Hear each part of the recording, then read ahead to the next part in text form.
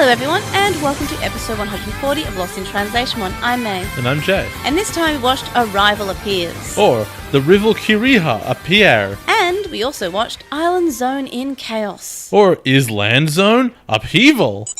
For DigiNews this week, first up we know what the Chapter 6 ending song will be. And it's going to be Butterfly, sung by the whole cast. So it's not Bokuro no Digital World, as I wanted it to be and I kind of predicted, but I'll still cry anyway. Do you remember Bokuro no Digital World was in the... No. It was in the last episode of 02. I do not remember. It's very emotional. It's gonna be emotional! And I can't remember if we talked about this previously, but Atmon came 12th in the most recent round for the Anime Awards, so that's kind of important. The Anime Awards this year were actually decent. They weren't the Yuri on Ice Awards anymore. Well... Made in Abyss won Best Anime. How cool is that? I haven't even seen that. It's a good show. But yeah, I think it's TAAF, and Atmon came 12th. So that's pretty good. It's the best. It's the best 12th place ever. I would have liked it to be 10th, or obviously better. You worked hard to be the 10th. But that's really exciting, and I can't remember we mentioned it on this podcast. Joining the 12 gods. The 12 gods. It was the 9 gods. I know what I'm saying. Yeah.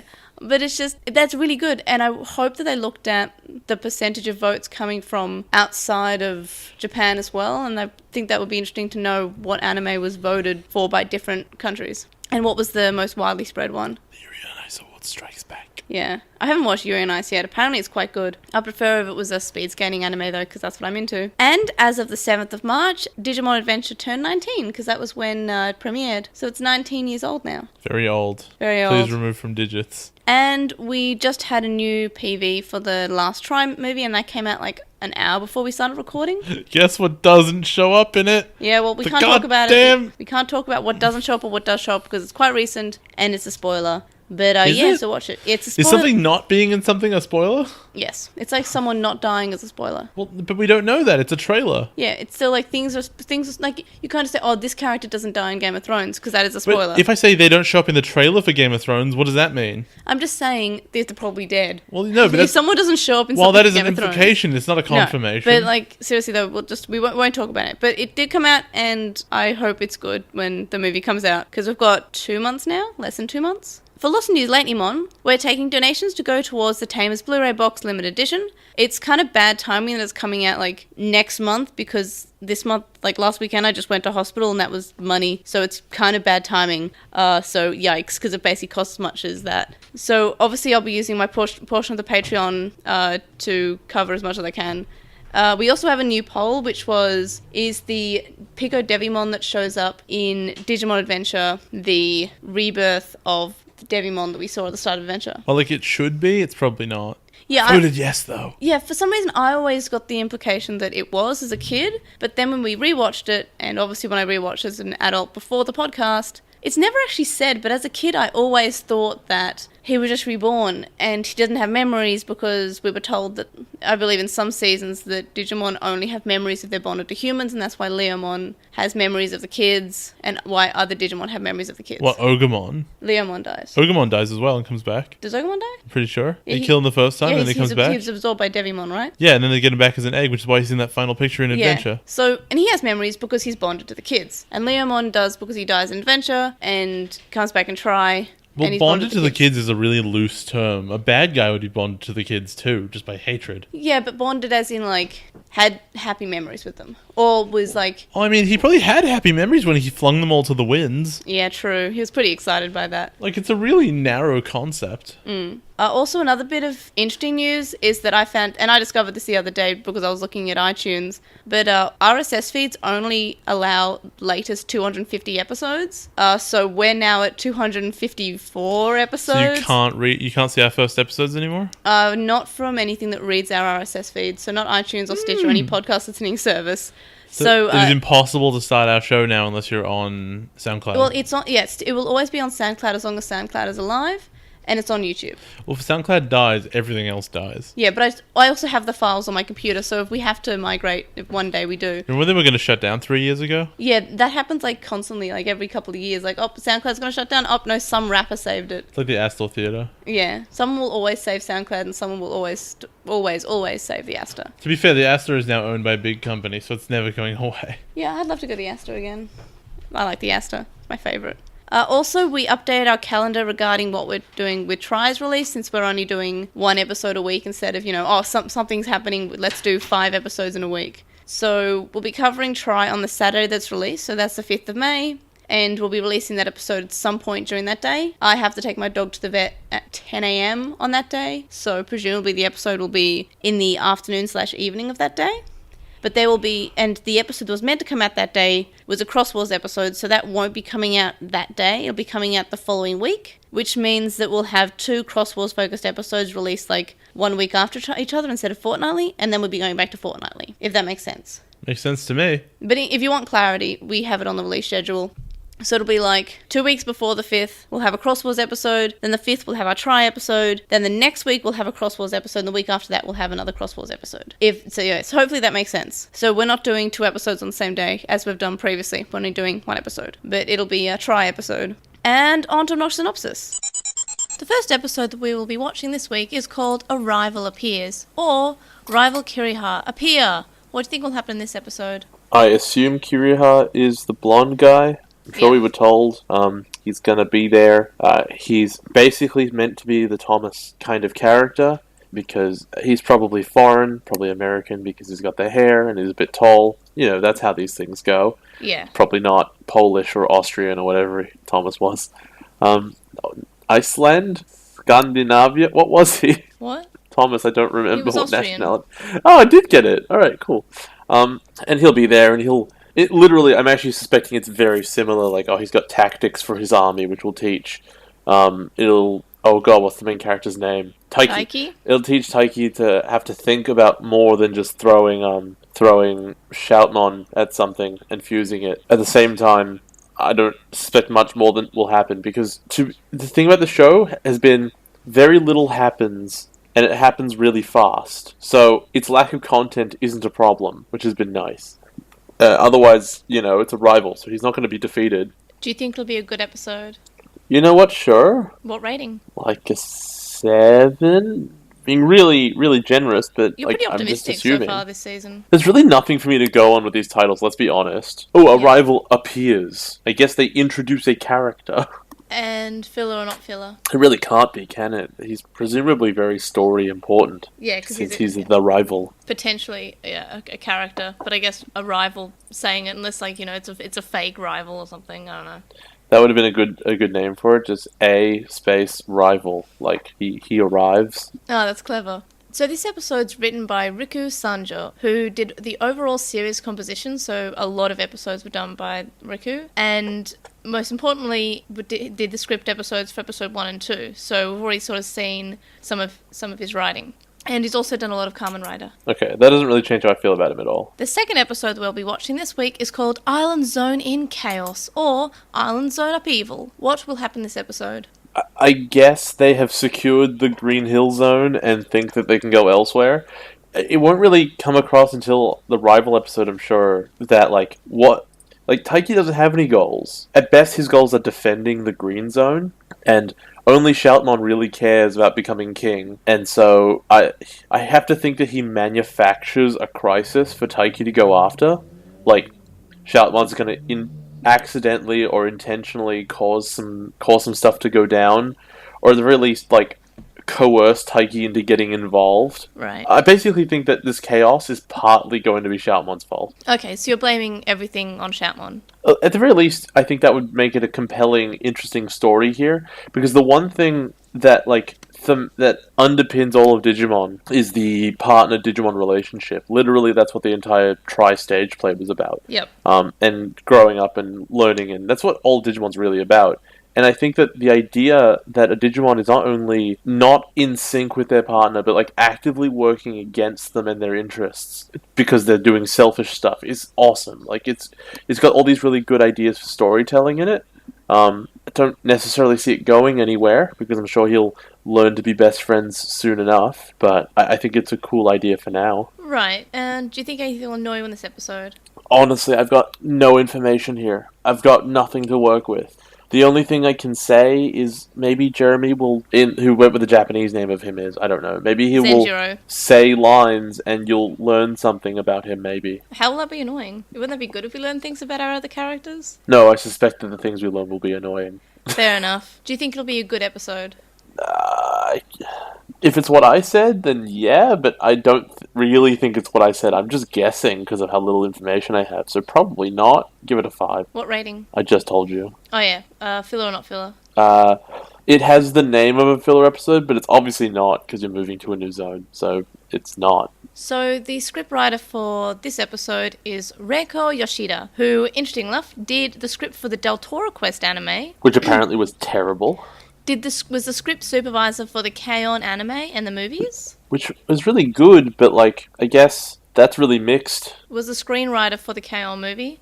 Did the screenplay for A Silent Voice, which is quite good, I've heard. I haven't seen it yet, I've got it on Blu-ray, but I've heard it's quite good. Did some scripts for some Dragon Ball Z episodes in 2016. Did the script for the first Digimon movie, some episodes in Adventure, and then our war game. And they wrote our war game? Yeah. Straight up? Yeah. Okay. According to this, which is just Wikipedia, so it could be wrong. Also did some episodes in 02, and both 02 movies.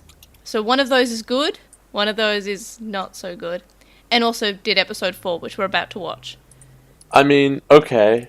So it's got some quality stuff there. Yeah, it's really mixed. You got some 02 in the 02 movies, which were universally trash. Revenge of Diaboron was not trash. Universally. Del Toro Quest wasn't very good. K-On's really good, though, so it's hard to... Dragon Ball Z's mixed. It's got a lot of... K-On! And A Silent Voice and our war game. Right? Yeah. Those are good things. Dragon Ball Z could go either way. So I honestly, I'd upgrade it to a 6 based on that. Yeah. I still need to watch A Silent Voice. They did write a lot of Digimon though, which means they are tainted as a writer. Oh yes, that too. But what I noticed when I was looking at a lot of these writers for the episodes for this season, a lot of them work, most of them have worked on Kamen Rider. And I just found that interesting. I can't read anything into that. I haven't seen Kamen Rider, but I just find that very interesting that for some reason they're all really into Kamen Rider. And I have heard that a lot of them are into mech anime and also into Digimon, and that's why they did Xros Wars, which is like a mech anime fused with Digimon. The only thing I know about Kamen Rider is that I watched the English version of it, which was Masked Rider, when I was really young. I've heard that's bad. It probably was. I remember really liking it, but I was very young. Alright, well, any other predictions for either of these episodes? I got nothing. Alright, on to the show.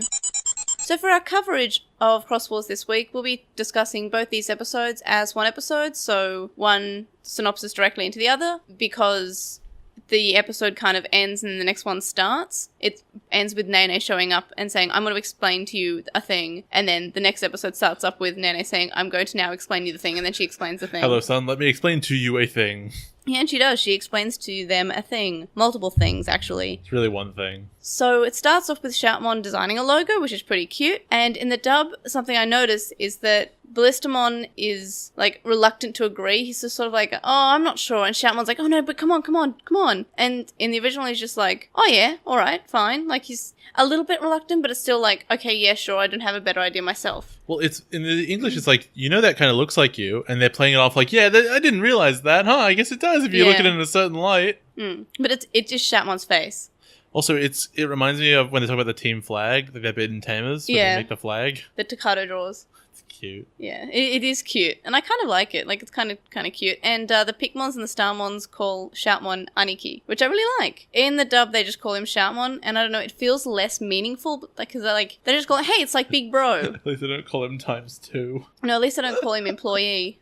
No, boss. Hey, boss. Actually, no, boss would be fine. Actually, no, he would have been good. Yes. It looks like our king. Nah, he's not king yet. I know, but they seem to look up to him or something. Maybe even Big Bro, because that's what Aniki is. Let's go with Sir. I think that's too much. What, you call him your king, but you wouldn't call him Sir? I don't know, because he's aiming to be the king. I feel like my lord. I feel like Big Bro would have been fine. Okay. Because they've used Big Bro before in English, so I'm not sure why they can't just call him, hey, it looks like our bro. But no, it's Aniki in the original, and in the dub, it's just his name, which it just feels less meaningful. What do you call a Pikmon in your hair?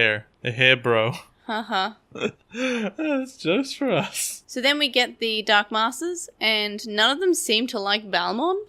So, I feel like Tactimon talks about, like, they're his head officers, but then, like, Barugamon's actually the general? Yes. Is he the one who's big and in the shade? Yes, well, his army is called the Bagara Army. Yeah, I get that, but, like, he's the one who's all shaded and stuff, because, Yes. like, it's really unclear about the way they shoot all this, and it's like, Tactimon is the general, and there's just one of his officers who isn't showing up. Yeah, he's kind of... You know, this whole scene reminds me of when we had the evil spirits in Frontier, and then we had Dustmon on the side. Yeah. Who was always just, like, in the shadows, leaning against something. But this guy Balmond they don't does it- like. Oh, they're always kind of iffy with Dustmon. No, Dustmon was always one of them, though. Yeah, they were kind of like, oh, he just kind of does his own thing. Also, his name in the dub is Reapmon. Yes, other than Balmon. I don't know And the rest of their names. He says he's going to go to terrify some villagers in the What? dub. So why don't they like him? He seems to be on board with their goals. Yeah, in the original, he's just kind of almost like a hitman. He's just like, oh, well, if you need anyone eliminated, just call me. By the way, are you getting the feeling from here that he's just tall Wizardmon? A little bit, like He in has that way. Wizardmon's face. Also, the fact that Wizardmon was always just kind of like standing there whenever the bad guys were doing bad guy things. I'm Wizardmon, also here. Wizardmon does evolve into him though, Oh, I called it! so that might be I why. got it! I love Balmon, and I actually love him in Xros Wars. His voice actor sounds really familiar in both versions. In the original, he's Arata in Cyber Sleuth. In the dub, he's Yusuke from Persona 5. Weird. Because it's his voice, and he's also McCree from Overwatch. Double weird. Wait, is that one of the really famous voice actors then? Yeah. He's a bunch of things. Wait, hold on. Oh, what's his name? Oh, this is way funnier if I remember the story correctly. Guy who at anime convention stood up to ask. Oh, yeah.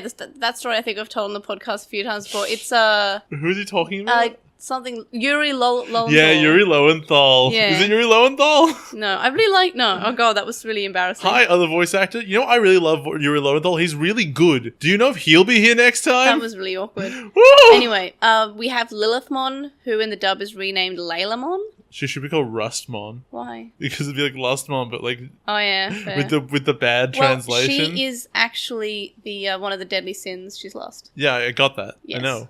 There are I know bits because you've shown me that GIF. Yeah, there are bits where she has been edited considerably. You have shown me the GIF. The GIF. Everyone knows the GIF. The boingy GIF.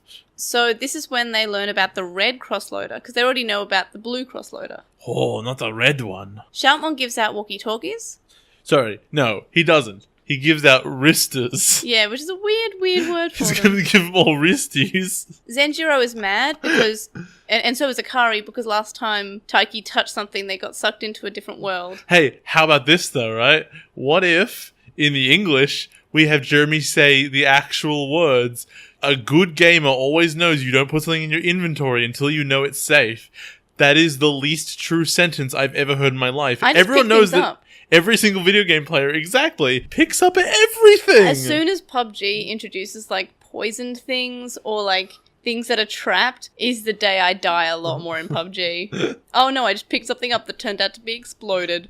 Oh no, not a landmine. Oh no, because I just pick everything up without even looking. Like sometimes it'll be, oh, I picked up some boots. Yeah, gloves. So Akari says, his logic is sound, but still gets me so annoyed. And in the dub, she says, I'm perfectly calm, who's freaking out? So what, I feel like they, she's almost getting like a Mimi Mumu treatment. Yeah, she really is. Is that she'll say things like, completely legitimate, but then in the dub, they'll just make her sound like she's almost unstable. Now that you're mentioning it, there's just an example next time, which is fantastic, which is they're on a beach, and she goes, oh, the beach reminds me of that the was Marine awful. Festival, and I was really looking forward to it. And then the other one is, oh, the beach, I'd live there. I wish I could live in a sandcastle. But yeah, the thing is, and we'll talk about it now, it's a big change because it goes from this moment where she's like, she's sad, she's like, oh, there was some food I really wanted to eat there. And she's disappointed. She's saying, oh yeah, I really wanted to go to that festival.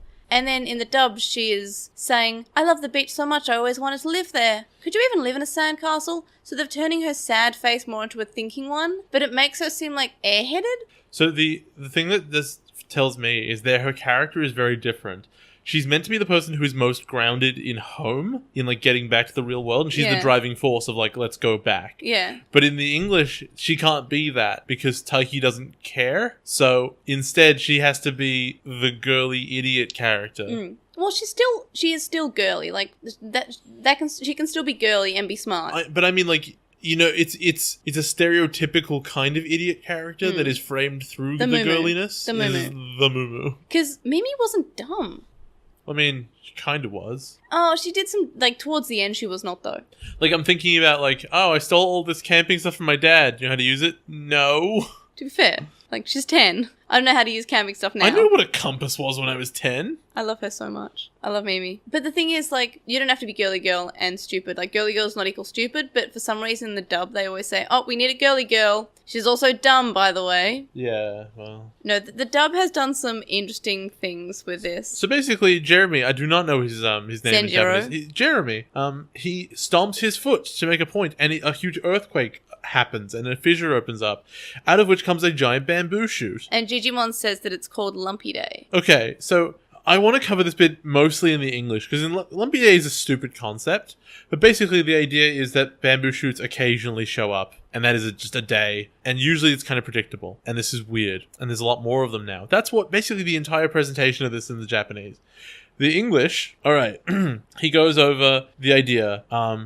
First of all, Jeremy goes, oh, it's evil. They go, no, it's bamboo. He goes, oh, I thought it was asparagus, and thus it was evil. Oh yeah, that's Star... Isn't that Starmon Maybe. that says the and then asparagus? Digimon says, I always thought the day of the rising ground was a myth. And I'm like, okay, so now it's a myth rather than something that happens regularly. Got it. Then he goes, well, it only happens once every few centuries. I didn't think it would happen soon. It was going to be a couple of years from now. He said he thought it was a myth. Yes. But he also said it was regularly going to be a couple of years from now, and there's not so many of them. To be fair, the original also has something... The original says that it's something from a prophecy, but it's also a natural disaster. So it's a natural disaster that's prophesized to happen. True, but he never says, this never happens and I didn't expect it, except we were expecting it. Yes.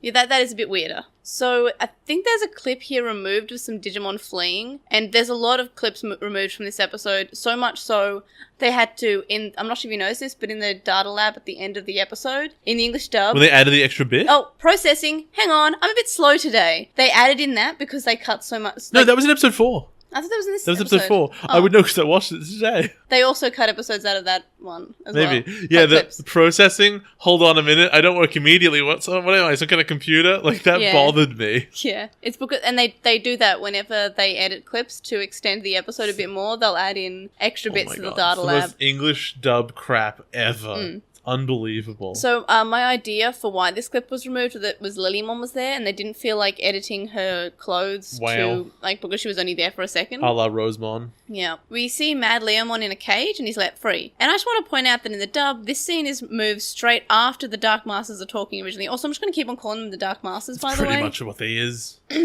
And so this clip is moved straight up to the Dark Masters talking. And there's some also added dialogue just as Mad Leomon sort of phases through into the village area. And he's told that the leader doesn't give second chances. That's not added, that's just different. But no, see, he doesn't give second chances despite, I'm pretty sure this being his third chance. No, and I'm about to say, it is different because in the Japanese they say, you're lucky because you've already failed twice. Yes. They just forgot he failed another time in this one. Yes. But they didn't just keep the line. Like, the line is perfectly Yeah, no, they changed it to be wrong. We find out that Zenjiro has a fear of heights because he's up on a bamboo. In the dub, Jeremy's not scared. He is annoyed with how Mikey is talking over the walkie-talkie. Even though he could obviously climb down because the thing is segmented? Yes. But it makes sense if Zenjiro is scared of heights. That he couldn't get down. That he couldn't get down because he's scared. Like, people get stuck in trees. You can probably jump from a tree. I remember when I got stuck in a tree. You can probably jump from a tree and be fine. Yeah. Or you can climb down again. I've seen people jump from trees. Like, you can climb down perfectly and he could climb down. But if he's, like, immobilized by fear, that's fine. And I think that's why he says, I'm scared of heights, because he's saying, hey, can you just climb down? And he's like, no, I'm scared of heights. This is one of those times where I really wish I could like talk to people who were writing this and figure out what was going on in their brains when they made these decisions. But giving a fear of heights, that's like, you know, that's character development. Like, no, you're showing a character, like you are developing a character, you're showing some background information on the character besides he plays video games, I guess. But I mean, like what was going on in the English writers where they saw this and they scrapped it. Yeah, no, I don't know. I'm just saying that because it was fine in the original. Yeah, absolutely. And there's also a line about Jeremy being bamboozled because it's a bamboo. And the walkie-talkie is useful in this scene, which I like, because they're using the walkie-talkies to talk to Zenjiro. Yeah. Kiriha shows up and says, look, we don't have time to climb. And he reloads Male Bergermon. I mean, Skarmory. And he says, Skarmory. And he says it's going to help. I love Skarmory, by the way. And we find out that the roots were caused by the Bagura army. Kiriha says that he needs the code crown and that Taiki should help him. And Shoutmon gets mad and attacks. See, I thought there was, like, no reason here for Taiki to be, like, resistant about it. It was only vaguely justified when Kiriha's like, yeah, you can be my lieutenant, rather than being a general. Well, Taiki says that he doesn't, like, from what he can tell, Kiriha doesn't seem to be, like, the charitable type. Like, he thinks he's going to demand something back from him. That's the only, reasonable part of this, because I don't feel like, Taiki doesn't care about being a general. Like, he wouldn't. That's not his position. He, like, when he helps out people in the basketball team, he doesn't care. The only reason he would even get into this fight is because, obviously, Shoutmon jumps into the fight. Yeah. You know what's the difference before he jumps in, though? So in the Japanese, he goes, no, that's my general. You can't have him. Jumps in. Yeah. Right? In the English, that's my general. But more importantly, that's my friend. Mm. They had to change it to make him seem like a nicer guy. Mm. But that completely undermines the character arc he's obviously having. I mean, he's annoying, but I kind of like how Shoutmon's kind of a little bit in it for himself. Because he's a heel. He is. He's a bad guy you're meant to not like. And, 50 episodes later, you would assume that... Yeah, he'll learn something. He'll be likable. And you know what? Isn't that how you're meant to write characters? No, he was likable from the start and he never changes. Like, Digimon does have a problem where they try to make a character too likable from the start. And they're never to redeem anything or learn anything because they were already the best. Like, you know who everyone really loves? Ken. Everyone loves Ken. Because he developed. Yeah, because he was kind of like an awful person even though he had reason. Yeah. And then he kind of had an arc where he was kind of super depressed and he was getting over all the horrible things that he did. And then, he was better and he kind of had a bit of an arc where he didn't want to talk to people and didn't really want to interact with them because, I think he was just kind of embarrassed, but also he just wasn't really a people person. Yeah. Yeah, Ken's great. Do you remember that time that Tai was an insufferable jerk and at the end of the season he never changed at all? Hold on a minute, that was Daisuke. Yeah, remember the time where we learned that Taichi is kind of stupid and doesn't think that if he dies in the digital world he dies in real life, he's doing stupid things, realizes that he can die. It becomes a huge coward for an episode. And then realizes that he still has to be courageous and he sometimes has to meet death in the face, which is a big thing for a kid to learn. And then at the end of the toward the bit, not really at the end of the season, but later on, they actually decide, hey, you're the leader. Yeah, because you earned it. Because Taichi's quite annoying and impulsive at the start. Yes. And I think that's how you make a character. You don't start them off being perfect because, Haru and Takato are perfect.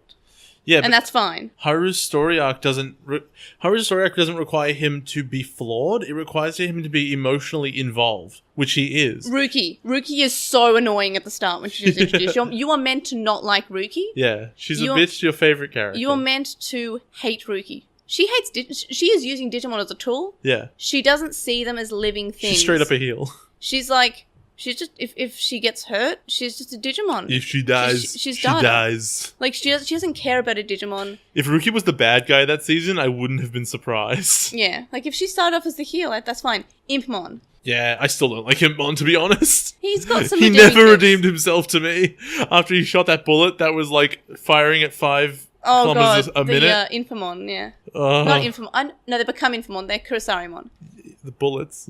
Yeah, the bullets, the slow, and then they slow shotgun them down. Bullets that come out, and they're not shotgun shells, and they have the casing on them. Yeah, but that didn't annoy you from a character perspective. I want to die. You. But I don't know, there are characters in Digimon that have That literally might be one of the worst scenes in all of Digimon. Oh, I'm pretty sure there are worse. I just can't think of any. I said. Yeah. Anyway, so where are we up to? So we have... So Kiriha's there, and Christopher says that... Which is Kiriha in the dub, says that helping them comes at a price. So he straight up says, you're going to have to do something for me. This isn't a... This is a two-way street. You do something, I do something. We have to work... We do this. Yeah. Also, he says, help me get the code crown. Yeah. And... He makes it sound like there's only one, which is obviously not true. I guess there is in this area. Well, I think he meant the code crown from this area. Yeah, which we will talk about in the future, because that's a weird mechanic. And there's a weird change in the dub here. So, in the original, Male Bergermon says, no, you can't reload Greymon. He'll destroy everyone. Everyone will die if you reload Greymon. I think that's such a cool bit. That's cool. And Kiriha's like, of course, I'm not going to reload Greymon. Everyone will die. In the dub, male Bergermon tells him to reload Greymon, so everyone will die. The show is so bad. He's saying, well, we're in a small enough space, reload Greymon and you can kill everyone. Like, wow! And then Christopher says, that's not necessary. So basically, they took all the tension away from what was being said, like a character desperately saying, "Don't do something that'd be advantageous because it's too crazy." To like "Why don't you just win?" And he's like, "Eh." Also, it shows that male Bergermon, it gives him sort of a conscience. Like he's like, no, "Don't." Yeah, and also there's a character there somewhere. Also, it means there's a Greymon who is even though in both versions it says there's a Greymon who's dangerous. The way that it's said in the original is just like it's so much more ominous. Like, oh. Don't reload Greymon. Don't reload Greymon. It's building up the idea that in like 20 episodes, if you hear Kiriha say like reload Greymon, you should freak out. Because Greymon's clearly very strong. Not like in the Japanese, it's an, oh my god, he's doing that. In the English, it's, oh, he's finally doing it. Okay. Yeah. So he digicrosses male Bergermon with Golemon. And Golemon, when he's done, just gets kicked to the side and because he's already been used. And Taiki says that he senses something really dark about this guy. I have a question for you, because he describes that like the energy of the digging Digimon, Dromojimon, is causing these bamboo shoots. Yes. But could this be the first time a Dromojimon's ever dug through here? Like, do they constantly send out energy that grows plants? It's a digging Digimon. Is that not like a horrible problem? I don't know. I think maybe they're not common here, and it's just only been sent by the Bagara army. Side note: if you kill it, why would the things grow back into the ground? Oh no, script. Well, that's the answer. Yeah. So Taiki gets Shoutmon to be Shoutmon ×2 or ×2. Hello, ×2. I really don't. I'm not a huge fan of the times whatever. You know what it is to me? It's that the X2 is baked in. They can't get rid of it because it shows up. And they're like, well, we can't say cross. It's just X2. Well, what does that look like in the English parlance? I guess times, yeah. Oh, well, he's twice as strong. See, just say cross. I've been programming for long enough now and not doing maths in school or maths in any other form besides like on computers and in programs and when I'm programming things. It's times is asterisk for me now. Even when if I'm going to be writing an equation, it's going to be asterisk. Which is wrong. If I'm using a calculator, it's asterisk. If I'm using Google to calculate things, it's an asterisk. If I'm using Excel, it's an asterisk. I just think of times as asterisks now because an X is an X. An asterisk is times. It's like the people who can't see the hash symbol and not say hashtag. Yeah. Like they look at old phones and they're like, why does this phone that doesn't have an internet connection say hashtag? That's also true if you play music, I guess. Or if you're a developer, because I use C#. I don't use C#. C++? That's a plus sign? No, it's when you stick the pluses over each other. That's no when you joke, get sharp. That's what I thought when I was 5. Like, no joke. When I was learning about programming, it's like, oh, yes, C++. It's just C#. What's C-? Is there a C-? I wouldn't think so. I think it's objective C. Yeah. And then there's just standard C. Subjective C. I might be wrong, though. It may or may not be C. Depends on your perspective. Mad Leomon absorbs more Digimon, and Kirihara and Nene are watching, and Nene says she likes strong boys. That's later. No. She says it twice. Oh, she says it to Kirihara. Yeah, she says it. This is to Kirihara, and then she says something else later on, which is similar. In the dub, Nene says she wants to see how Taiki does. Yeah. Because Kirihara's just saying like, oh, well, they're doomed now. Yeah. I liked when they have Mad Leomon bounce off one of the bamboo shoots because it's the only time it justifies even the vaguest idea that there's any kind of advantage to the Baruga army that these are here. Yeah. Because you'd think that they kind of act as walls to keep him out. Mm. But like, no, I guess he can use the terrain. So now I guess they're devastated. Cutemon shows up, by the way. For no reason. He says, I will help now too. And of course he doesn't help, but Darullimon is there and Darullimon would help. And in English he says, you didn't protect him good enough. Yeah. You screwed up, so now I have to be here. Did they fuse in episode 2? I do not remember. It's episode 3 where Darullimon fuses. Okay, because in the English he like goes like, I don't fusion. The hell is that? And I remembered him fusing last episode, but he doesn't. You're right. Yeah, he watched it, but maybe. So Darullimon tells Akari to look after Cutemon, and Taiki remembers Darullimon from his dream because you do actually see him in the dream that he has. So the ground is glowing, and Taiki makes the sword and gives it to Zenjiro because he's a swordsman. I really like this part. Yeah, in the Japanese. Okay, to be fair though, like this kind of sword is not a kendo stick. Like it's not even like a katana. Yeah, but he would get the idea. He would know how to hold it. He would have like the general idea. And because you throw all your swords in kendo practice. Also, it might be more than just kendo that he's good at. We just know he likes. He throws it. That's a sword technique. The point is, maybe okay if it's just kendo. And then he threw it so hard at the ground, it dug like 100 feet into the ground to stab this Digimon in the face. Yeah, it's a magic sword. Fair enough. Like, you can just say, oh, it's also a sentient sword. Then why can't it throw itself? It can't throw itself because it doesn't have, like, throwing capacity. It needs, like, aim. Whatever. But I cannot stand that the only cool thing they give to Jeremy, because outside of his stupid video game character, is the sword thing. And when he throws it, no, when he gets the sword initially, Mikey goes, it's because you're like the master swordsman, right? Yeah, cool. And he's like, you remembered. Man, I shouldn't exaggerate so much. So he just like, I was lying. I'm not even good at swords. But in the original, instead of him saying, I shouldn't have exaggerated, he's saying, that's right, I have to do this for my district. Yeah, because he's actually a kendo. He names his attack after his district. That's cute. Because he loves his district, and we learn things about him. We know that he's he's passionate about swords. He's not just like, he wasn't just being a sore loser. Passionate about swords. He is really passionate about it. And maybe you would get a little bit salty if someone who was new beat you. Yeah, I would be. Yeah, I'd be like, oh, like if I'm not an amazing speed skater, but like, you know, I'm taking classes, I'm getting better. If someone just did speed skating and was just like immediately better than me without like trying, I'd be like, oh, I've been doing it for even though I've only been doing it for a couple of months, it's like, oh, I've been doing it for a couple of months. If I've been doing it for years and someone just came in and did it like perfectly first try, I'd be like, oh no. I'd be feeling pretty bad about myself, and maybe I'd act like a little bit salty. But also, like, Zenjiro's like 10, so whatever. But this is a really nice scene. So, except in English. Except in English. Now that Dromojimon is dead, the bamboo shoots go away, and that has the effect of distracting Mad Leomon so that they can hit him, and that makes him fat and angry. No, this is his attack. Leomon finally realized this is the most useful he can ever be. He's self-destructing. Suicide bombing? So he says he's going to self-destruct, and he's going to kill everyone. In the dub, he just says he's going to enlarge and then crush them. Yeah, and so instead they fuse all the Digimon into a Voltron, which is once again got the Omnimon head. It's cross 3, times 3. Times 3. Yeah. Yeah, it's got the Omnimon head, and it really, I'm like, man, they really like Gurren Lagann, these writers. They love it. They love it so much. Well, I've heard that they're huge mech anime fans. Well, they like this particular one too. So then they beat Mad Leomon, and guess what? Leomon died. Did you know that? Oh, he lasted 3 episodes, still longer than Saber Leomon. That's not true. Saber Leomon was waiting for way more than 3 episodes. But the characters met him in the same episode he died. Yeah, but he was around before that. Yeah, I guess he was in terms of like, because he showed up on camera. Yeah. Oh, and also like Masaru's dad met him. Yeah, he was around for ages. Oh yeah, okay, good point. In the story. Yeah.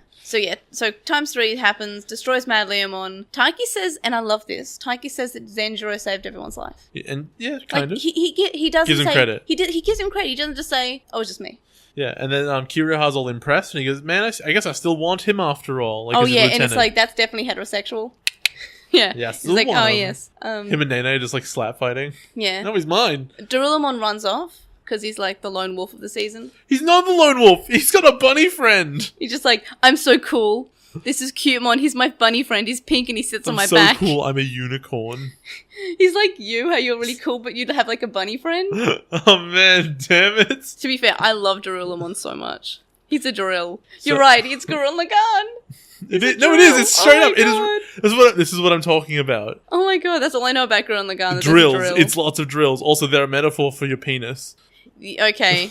I don't think the big scary lion dog friend is You don't know that. Okay. You know what else is a metaphor? When the main character pulls out a sword and the sword just keeps getting pulled out of the scabbard to prove he's manly. Jesus, alright, I get it. No, like it keeps going so long it couldn't possibly have fit in the scabbard. Taiki then names the team, and this is another scene that I like. He calls it Times Ross Hart. That's weird. Why would he do that? So he calls it Cross Heart, and he says, Ross Hart. We're calling it Cross Heart. Yes. Because I saw Kiriha fight, and he had no heart. Yeah. There was no love. There was no passion. There was no heart in the way that he fought. We're Cross Heart because we have hearts. Also, we're red. In the dub, he says Fusion Heart Fighters, but he still says Christopher has no heart. That's why we're the Fusion Fighters. To be quite honest with you, Fusion Fighters is a better name.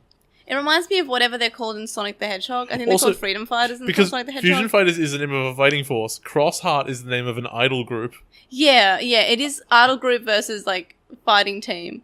But and there's also alliteration. But I do love the mention of heart being If they there. called it the Cross Heart Army, that'd be fine. Like if it's a 3-word thing, but it's not. They're just Cross Heart. So actually, when I was playing Persona 5, you know how you're able to name the Phantom Thieves? Yes. I called them Cross Heart. I call them the Phantom Thieves because I'm a normal person. I called them Cross Heart. I name all my teams in every game that I have Cross Heart. Really? Yeah. Okay. It's a good name for a team. So You mean times Ross Hart? Times Ross Hart. So Mad Leomon drops a thing, Code Crown, yep. and I'm like, SD card. well, someone goes, "That's the code ground." I go, "Oh, is that the end of the season? Did Shoutmon just become king and it's over?" So, and then Nene shows up and she says, "That's code ground, and I'll explain everything to you." End of episode. Now, before we go on to the next one, which we will just immediately. Yeah. My brief question here, and I think this is really fascinating. In fact, I guess we'll take one step forward into the next episode. Nene says the person who has the code crown rules because it's a fragment That of means, yes, Mad Leomon was the... He was the rightful ruler of the green zone. Yes, and he was just... And which, when he said it earlier, means he was telling the truth. He goes, Yes. I'm the ruler of the green zone. Like, seriously. Yeah. So does that mean that Shoutmon was leading an insurgency? Yes. And that leads to a more interesting question of, like, He was in what some does uprising. being the ruler of the zone mean? You can do whatever you like. But obviously not. Well, he was kind of destroying everything. Yep, but he was an invading army. That's what they do. Anyone could have done that. Yeah, but he obviously wasn't an invading army. He was just, like, a bad leader. Well, they called it an invading army. Like, no one respected his authority. He didn't get any extra powers. What's the point of having the code crown? It's the same thing as someone just saying, "No, you're the king." Like, you don't need to have a physical object. It grants you nothing. Yeah. Because you know what it is? And because this show is just One Piece. I think it's because it like allows you to to travel between zones. I guess. And why would the crown of this zone allow you to travel to a different zone that isn't here? You'd think you'd be able to fast travel back to here. Yeah, that's fair. That doesn't make any sense. But, like, in One Piece, the idea is that final treasure gives you something powerful, you just don't know what. So the idea could be like, oh, this doesn't do anything, it just confers in you the idea that you're a ruler. And then when you get all of them together, it gives you a power. They don't say that. Also, I don't remember, but in the Japanese, there was one code crown that was then split into pieces? I don't think Because so. that's what it is in English. I thought it was just one thing. Because in English, they're like, yeah, it was once one thing, and then there was a war, and now it's in pieces. I think they're all just individual pieces. I thought so too. So, yeah, there must be a change. Sorry, I watched them like 2 days apart. Yeah, I don't remember that being in the original because I watched it like 2 weeks ago. I think because I can't not watch these because I'm really enjoying Xros Wars. I really like Xros Wars. I liked it the first time. I'm enjoying it so far. I like the traveling aspect. I know the digital world is pretty generic. Yeah. Like the world's like, oh, here is the green zone. Oh, here's one with the ocean. One more thing about episode 3. Yep. So right at the end, so they go, "Who are you?" And she's like, "My name is Nene, and I've been watching you." And so in the Japanese, Jeremy steps forward and goes, "You've been watching us? That's not cool." And she's like threatening, "You've got a problem?" In the English, he's like, "Was it me? Were you watching me?" Like, he's really interested, but he's still got the angry stance. Yeah, but he kind of like hits on her a little bit at the start of episode 4. Yeah, he's like falling all over himself for her constantly. Yeah. And He's it's a bit like really Brock. annoying. He's Brock. Yeah, but it's They're worse. Ash, Misty, and Brock. But it's worse because, like, Nurse Joy never says she's interested in Ash. So it's like, at least it's fine when she's like, she's not romantic at all, and he's like, it's all one-sided. She's just saying straight up, like, "I like Taiki. He's cool. He's strong, and I want him."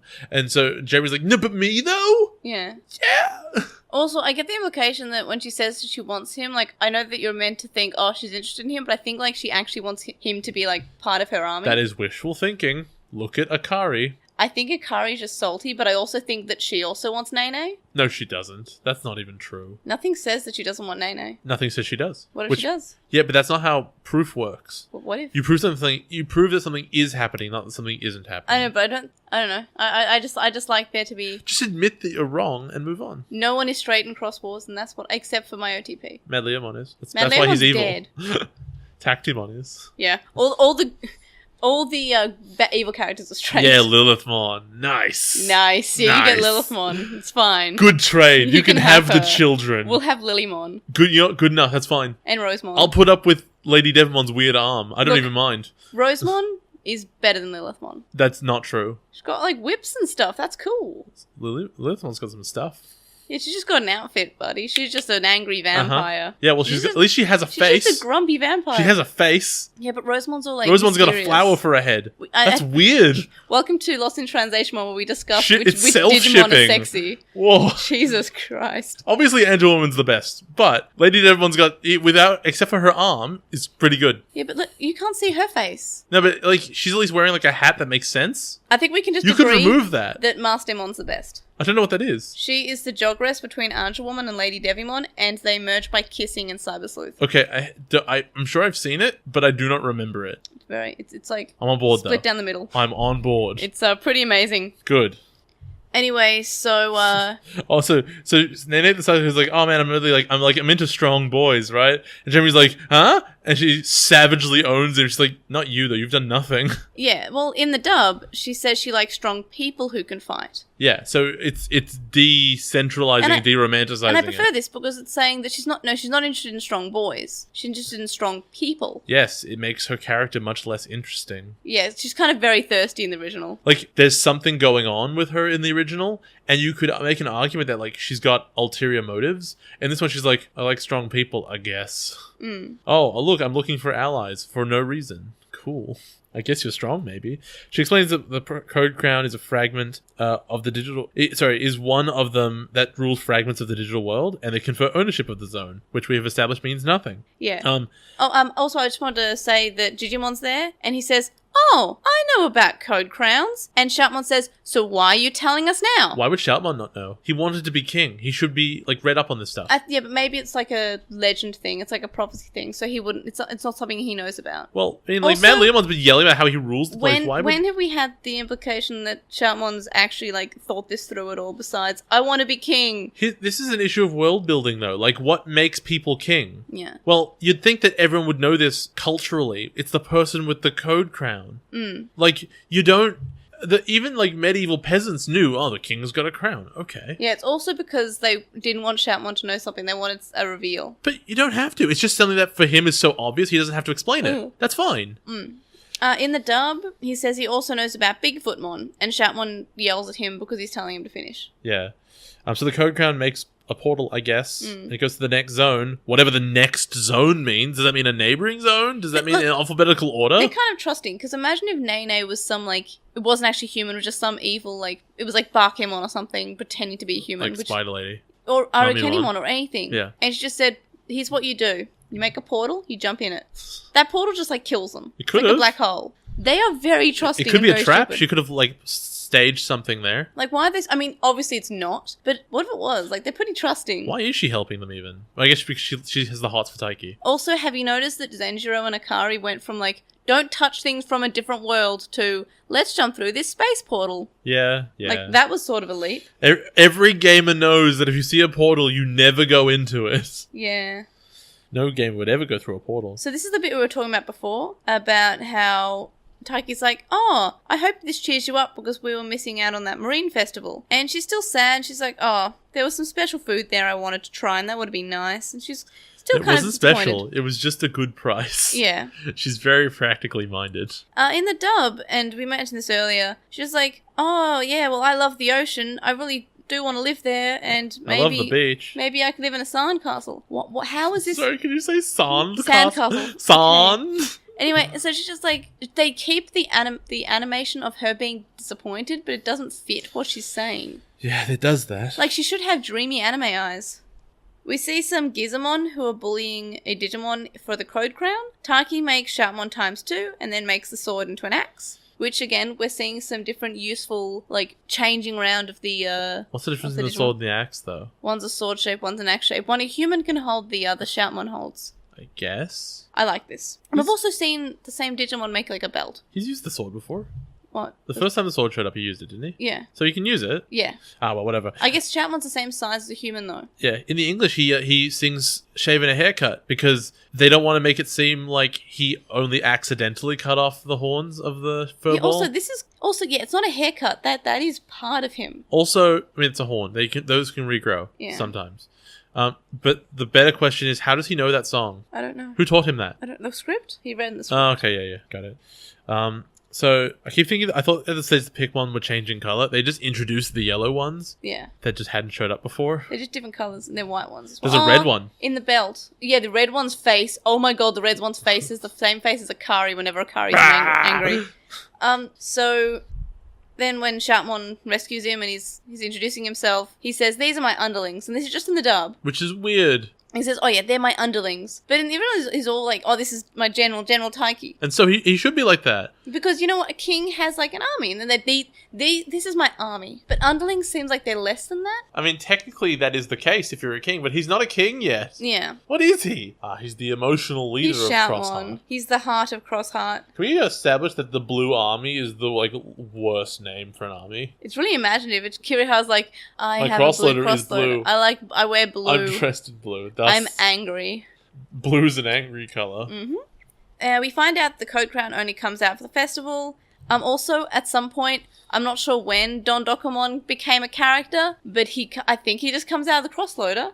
I don't remember him showing up previously. I know he is a character. I know he has a character song. Which one's Don Dokomon? He's the taiko drum, who looks like the taiko drum master drum, but angrier. So, I have a question, actually. He goes, Don Doko Don Doko I got that. Don. I picked that up. I thought in the Japanese, and I could be wrong here, that what he said was, we can't take it out because it is currently the festival. I thought he said it only comes out. He said that in the English for sure. He says it in both versions. Okay, I guess I'm wrong then. Because I was like, oh, well, it's a Harvest Festival right now. No, it's the Summer Festival in the original version. So it's the Summer Memory. It's the Summer Festival right now, and thus it can't come out. That's why we're making offerings and stuff. Because it's now the festival. And that's why the drum was like, well, it's a festival, of course. That made sense to me. I like Don Dokomon. He's a fun. They have a lot of fun characters in Xros Wars.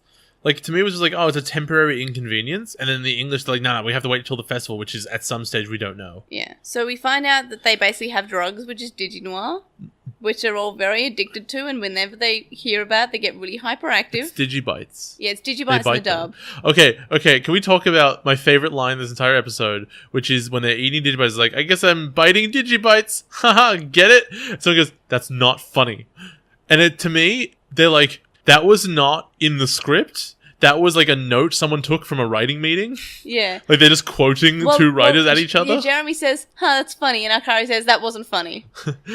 Funny, right? No, it's not. I kind of like this small little banter. Yeah. Instead of them just eating and saying, oh yeah, this tastes good. Drugs. Yeah, well that's basically what it is. It's like catnip. Delicious drugs. So Gizamon report to Neptunemon, who works for Tactimon. And we also see that Cutemon and Darulamon are bathing on the beach because they were able to run there without using the portal. Where's Chibi Kamimon, though? He's about to show up. He's so cute. I actually didn't realize it wasn't just Kamimon with a funny Chibi face. Kamimon. He's just a little bit short. Or Chibi Tortamon in the dub. Whatever. Because Tortamon's the peeing turtle. Ah, they don't even look similar. He's a big yellow angry thing. They don't even look similar. And this is like...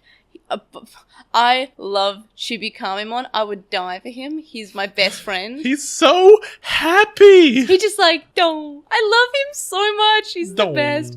Like, Xros Wars has just like so many Digimon I just love. Like, I loved Kamimon, but Chibi Kamimon is so much cuter. Like, I don't know why they even had to make him a new Digimon. Like, could it just call him Kamimon? Oh, we skipped over Mantaraimon, like, standing on an aircraft carrier, which is, I'm confused. How big is he, or how small are these boats? Do you mean Neptunemon? He's called Mantaraimon. Oh, Mantaraimon are the ones in that is the aircraft carrier. Yeah. Oh, that was actually a question I had. Is the boat a Digimon? Yes. Why does it have controls? All the boats You watch 02, so Marymon actively has controls on the inside that Iori pilots. I forgot.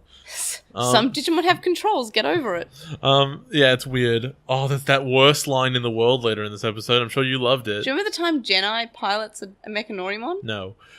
Yes, actually, kind of. That was sick. So how big is Mantaraimon and how big is Neptunemon? Bigums. Because Neptunemon is obviously about half the size. Like he's standing up on it. He's clearly about the same or half the size of Mantaraimon. He's Bigums. But Mantaraimon is also so big that you can go inside it and pilot it, and it's a big space. Yeah. Okay, and then in that frame of reference, Octomon is bigger than a Mantaraimon. But also... Okay, the Mantaraimon actually shown in different sizes. No, they're the same. You can see them from a distance. They're all the same size. No, but there's a huge one, and then there's like a little mini one. No, they're all the same. Oh, I thought they had different sizes. No, they're not. Oh, okay.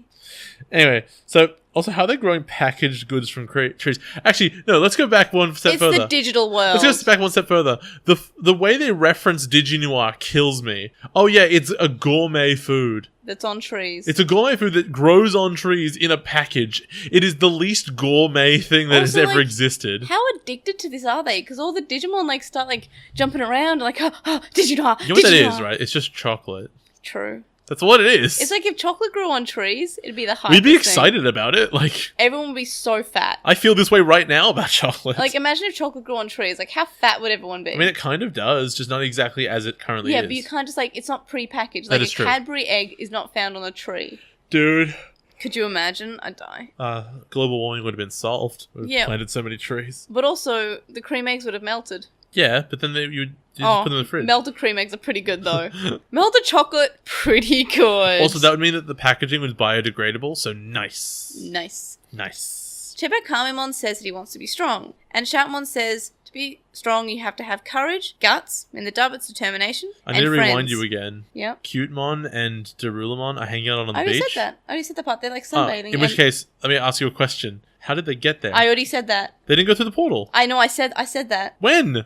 literally before, and you said, "Oh, we'll have to go." And you said, "Oh, we have to retrace our steps to." Oh, the I wanted to Mantremon." talk about something else because it was no, important to no. me. I already said Darulamon and Cutemon. They're there without there. being through the portable. All right, fair enough. Sorry about that. I also did notice it. Yeah, no, I noticed it, and I already mentioned All it. right, fair enough. So, Shoutmon says that Shibakamimon's small, but he can still be of help to his friends. Then Shakumon shows up and says they're under attack. But he doesn't. Is that what he says in Japanese? Yeah. When is that how you got so strong by eating? Because in the English he's like, yeah, it's basically just friends. Friendship is the most important thing in the world. Yeah. I don't remember him saying that in Japanese. And the original is like friends. It's like friends are important, and determination and courage. All right. So, Arcalamon can't remember any Digimon names in the original. In the dub, it's just kind of stupid. Taiki says they have to use a circle throw like in judo. In the dub, Get it? Mikey Because says he has to use their own power against him. He's been in all these clubs, so he's picked up all these bits of knowledge, which makes Which him is a really good nice. general. Which is really nice. It's a cool thing. It's a good gimmick. And I like that. Like, it's actually... Because he would know this. It's not just like, oh, we're pulling knowledge out of nowhere. And what you can do is you can have him be like, pull out a bit like, oh yeah, in football, he does this and this. And they're like, what about this? And he goes, I never covered that. Yeah. But people always, like, and this is just a complaint that a lot of people have about Xros Wars, is that they think that Taiki is a Mary Sue. I don't think that. They've given you a great reason why he's this way. And also, kind of overworks himself to illness. That's not good. Like, overworking yourself to illness, because I've done this. I have a huge problem with working myself to illness. This is not a good trait. This is bad. Also, he's not a Mary Sue. And a Mary Sue is like, okay, to be fair, a Mary Sue is specifically a female character. It's actually a bit... Which is stupid, because, like, I'm pretty sure a Mary Sue can be male. No, it can. It's called the Gary Stew. Yeah, it's called a protagonist. Ha! Not always. The idea, though, is it's actually a very specific set of circumstances. First of all, it's a self-insert character in a pre-existing world. So, the only reason you'd be level against Xros was because of that weird fan-fiction-y feeling. Yeah, but the thing is... And then it's like, everyone loves them. Yeah, but Mary Sue is also relating to... Like, lately I've seen it to be referring to anyone who is... Oh, I picked up a sword. Oh, I'm good at it. Like, picks up anything and he's perfect at it for no reason. That's a stretch of the term, which is... Well, that's the way it's used nowadays, I found. It's used wrong. Yeah, I know, but that's just the way I've seen it used nowadays, especially in, like, regards to Taiki. Taiki's not good at everything he does. He overworks himself to the point of making it, like, exhaustion, and then only studies enough to be of use. Yeah. Like, why didn't you take the shot? Don't know how. It's the Bill Gates thing. You don't hire a smart man to do a job. You hire a lazy person because they'll find the fastest, smartest way to do it. Yeah, because smart people, and this is a problem with developers, over-engineer everything. And I say that as a developer. I've over-engineered so much that could have probably had an easier, quicker, simpler, less messy resolution. But no, over-engineer. I find this in my job where I'm like, what about this simple solution? And they're like, no, do it the complicated way I told you. And it wastes tons of time. Zenjiro uses the sword in this scene, which is really, I will always love. Uses it. That's just what he does. He's a Digimon now. I really like how this is, because it's using him not as, oh, look, a human with a Digimon. It's just like, he's fighting them. If you had more than one Starmon, does that mean you could make more of these swords? Yep. Okay, so you just need to breed Starmon. Yep. Cool. Yep. Find some Thumbs up. star eggs. Then Akari says, why do I have to act like a ninja along with you guys? And she's just been sitting in the water doing nothing. And then Taiki says, hey, at least you got to swim. In the dub, Angie says, hey, Mikey, can you get me to the main controls on the ship? And then Mikey says, yeah, I think I can manage that. Sorry. So this is like, and then we move immediately the scene with her piloting the Mantremon immediately after the scene. So it's like she was asking for it instead of just her sitting in the water looking sad. And I actually prefer this. That animation of her in the water was so bad. Yeah.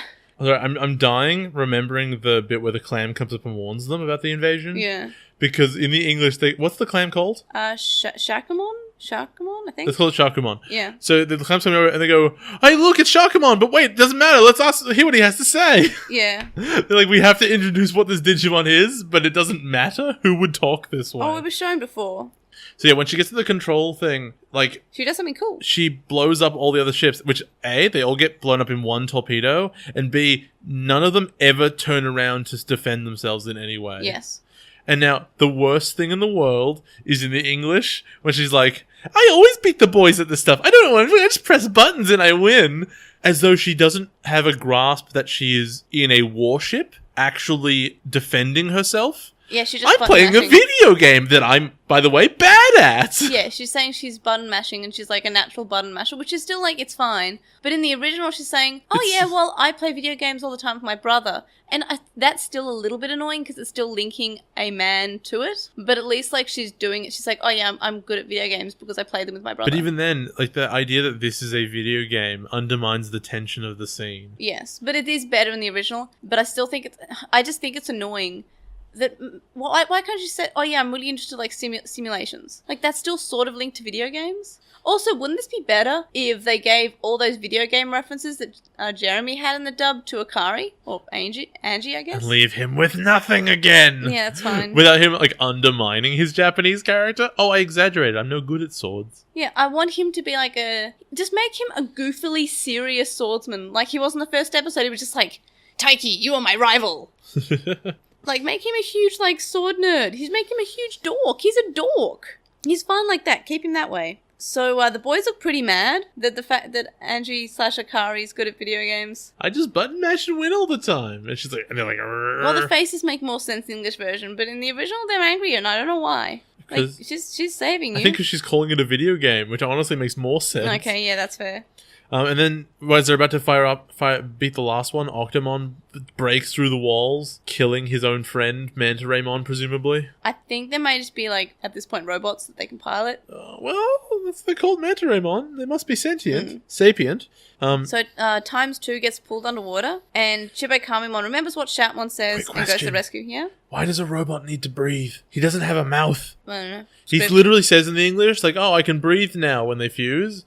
But in the Japanese, it's just implied, like, I can't breathe. But he doesn't even have a mouth in the first place. Yeah, but you don't understand. The script says Shoutmon can't breathe. I mean, like, I'd understand if they were like, oh, he's a land Digimon, so he's disadvantaged because of the mechanics. And they kind of say that, but they're really saying he can't breathe. So yeah, Chibe Kamimon shows up and they digicross them and then they can breathe and swim underwater and there's sort of like a bubble. So he saves the day. Gives him a shell. But we noticed that Akalimon has been taken hostage. Oh no. Oh no. And it turns out he's the Code Crown. Well, he has it. No, he's got the Code Crown. He didn't even realize because he's so old. And he probably did realize and just didn't want to tell them. That's why they made him so forgetful because he doesn't realize he has the Code Crown. I think he knows. I think he's just got dementia. He's got digimentia. Oh. So what do you think of both these episodes as someone who is new to Digimon? It was okay. I liked all the interactions with the other human kids, but I think most of the things that actually happened with Digimon were just confusing. Like, they don't feel focused. You know, they're sort of...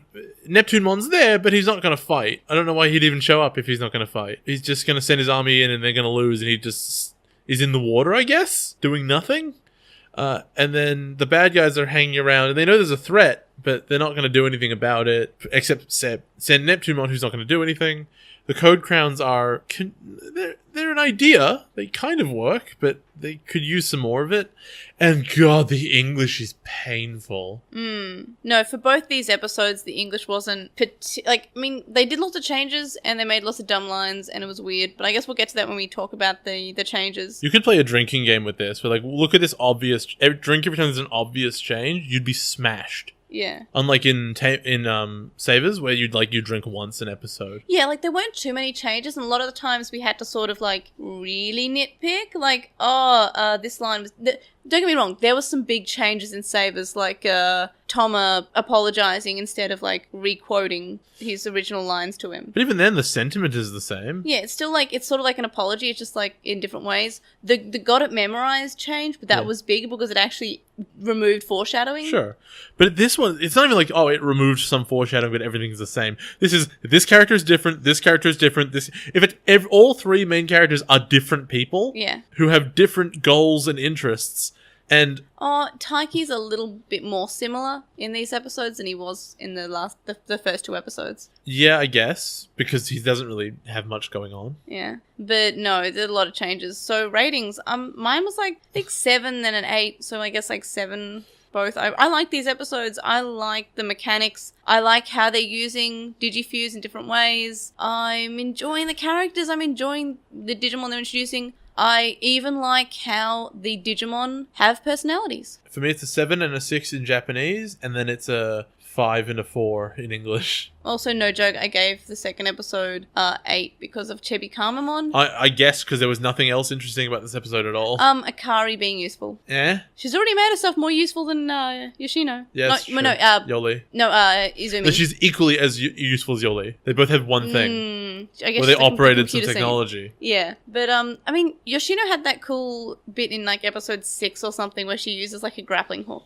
Okay, so. That was okay. Okay. Already better than Izumi though, because Izumi doesn't do much. She speaks Italian. No, she has one thing. She uses the computer in the big house. Zoe. Oh, yeah. From that bad season we don't talk about. You just forget her. No. I do. Miyako's fine. Yeah. Miyako has the lesbian moments.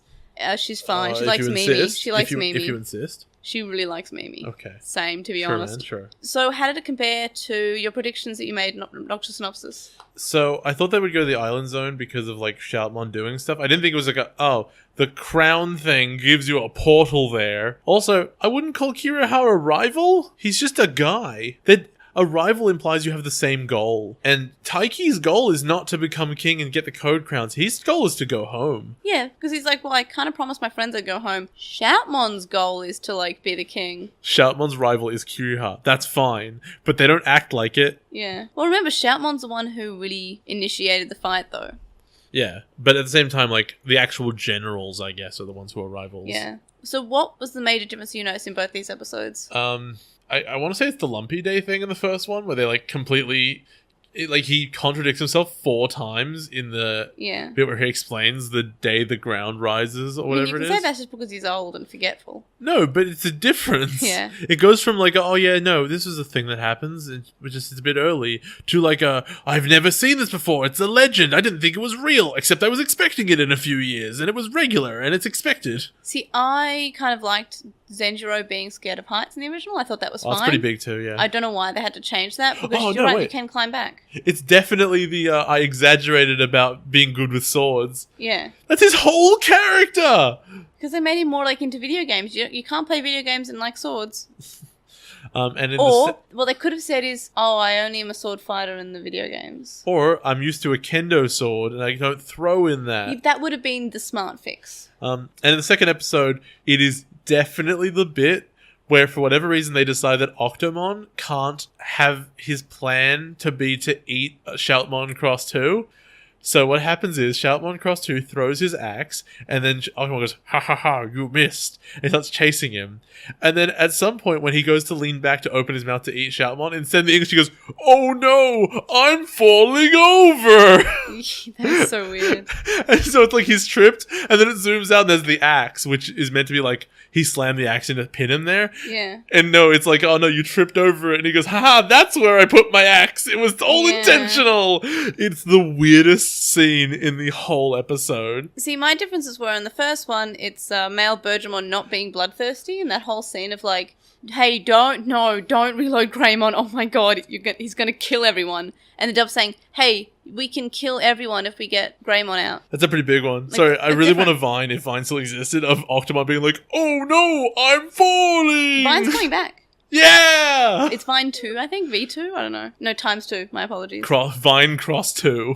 In the dub, for the second episode was, I guess, Nene's boy craziness being removed. It's not boy craziness. She just kind of likes him. She's interested in strong people, not strong boys. It's a decent change. It's a fairly strong change. And in the main bit was the whole, like, oh, I was kind of looking forward to that festival. Yeah, you're right. When Taiki says, look, you were disappointed not missing the festival, so I hope this cheers you up. Also shows that Taiki is feeling bad. He's feeling remorseful, like, yeah, we're kind of here because I chose to touch that thing. we did have plans. Like, he's remembering he had plans with Akari. In the dub, it's just him saying, you like the ocean, don't you? Forgetting about the plans that they had together. And then Angie having a disappointed face, but saying happy things. I don't know, it is weird. So, what are your thoughts on the season so far? Now we've seen 4 episodes. The same as it was last time. The idea basically for me is I'm waiting for it to really kick into, like, they're clearly building an army, which is cool. I'm into that. But I'm interested to see how hard they commit to the idea of throwing armies around. Because, let's be honest, an army is a really complicated thing. And if you're conquering zones or defending things, or if there's sieges, or if, like, do they need to hire, like, an accountant? Like, because there's like a clerical wing, or do they need lines of supply? Is there gonna be a tactical issue going on here, or is it really just you show up in a zone and you fight people and you fight them head on and you win? Like, is that what it's gonna be the whole time? I don't really know. It seems to imply it's gonna grow to an extent, but I'm fascinated as to how, like, the military organization is gonna be treated, because the Blue Army, quote unquote, clearly exists. But when Kiryu shows up, he throws 1 Digimon at you, which begs the question, does he really have an army? Or has he got 1 Digimon? I can't really say much about that because I've seen the whole season, so I can't really add much, but I can say how I'm enjoying it so far. And I'm finding that compared to other seasons, since we're watching, one season after another, I'm finding that the beginning isn't as slow as some seasons. It's not giving you mechanic after mechanic and only doing that. It seems to be actively jumping into the plot. We know our bad guys. We know that there are other humans, but we're not kind of working with them at the moment. Well, I would suggest that it is so fast that you had to watch other Digimon to even understand what's happening. But I feel like I don't think so. I don't think you would have to watch other Digimon. I feel like it's pretty self-explanatory. I think I can show this to someone who doesn't know anything about Digimon. They might think it's a bit weird, but I feel like if they were a kid, I feel like they'd be excited enough about the bright lights and the flashing colours. I do think the world building of this digital world is trash. It's really bad. Yeah, it's really just like, here is an area. In this area, there is a town in which 5 Digimon live. It is clearly for way more than that. And if they're trying to say, like, oh, most of them were killed, that'd be interesting. They don't say that. Also, I'm really liking Digicross so far. Like, as a mechanic, are you enjoying it much? It's alright, yeah. Because it seems to be intelligent. Like, it's sort of like Card Slash. It's kind of like App Link. Now that they're really reducing it down to swords and evolutions, it's less. For memory, they do, like, some interesting things. Cool, I'm looking forward to that. Oh, and the English is terrible. The English is a different show. The English, like, Xros Wars already was aimed at a younger demographic compared to previous seasons. Really? Look at Taiki's design, are you sure? Yeah. And then we have the dub, which is even younger. I don't know. It's so young, it's like they're not even alive. It's a very cringy dub. Yeah, that's a good description. Like, there are parts where I'm just like, oh. Please do be stopping now. Like, it is, I'm watching it, I'm like, I'm completely aware that I'm watching a kid's show.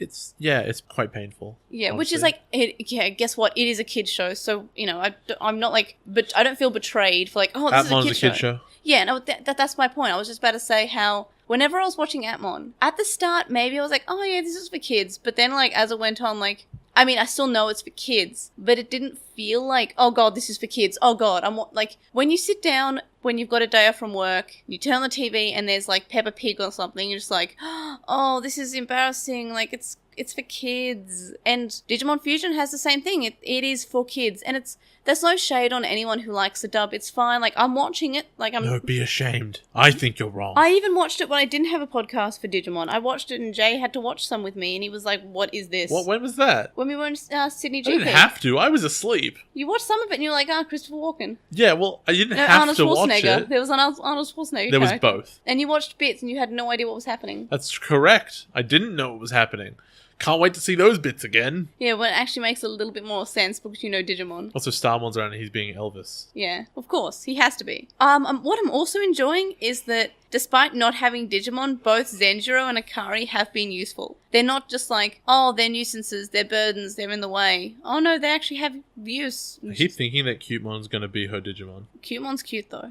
Yes, you mean Kulumon? Kulumon. It is just Kulumon, but different. Cutelemon. Very cute though. It's a bunny. I knew you'd like Cutemon. It's so nice. To be fair, Cutemon's cute. Are there even plushies of Cutemon? I'm not sure. There must be. There should be. There better be. I'll look this up right now. Cutemon's so cute. So, Digimon introduced. We have male Bergermon. Besides Skarmory, yes. No, it's we Skarmory. all like Skarmory. You like Skarmory. I love Skarmory. I think it's pretty cool. I like everything in Johto. That's why I'm replaying Pokemon Crystal in Japanese, because I like the Pokemon there. Chibikamimon. Chibikamon's my favorite. Great. Is there any plush of that guy? I don't think so, but I want there to be. Oh, not only is there a plush, there is an official plush that looks great. That's actually, I believe, Bandai America. But it's not happy. No. Why isn't it happy? Bandai America made a surprisingly large amount of plush toys for Xros Wars, for Digimon Fusion, I believe. Digimon Fusion. Yeah, Cutemon's cute. I really want there to be Kamimon plushies, but I don't think he's that popular. I know he's popular enough to be on VPets. He's my favorite. There might be like fan-made ones.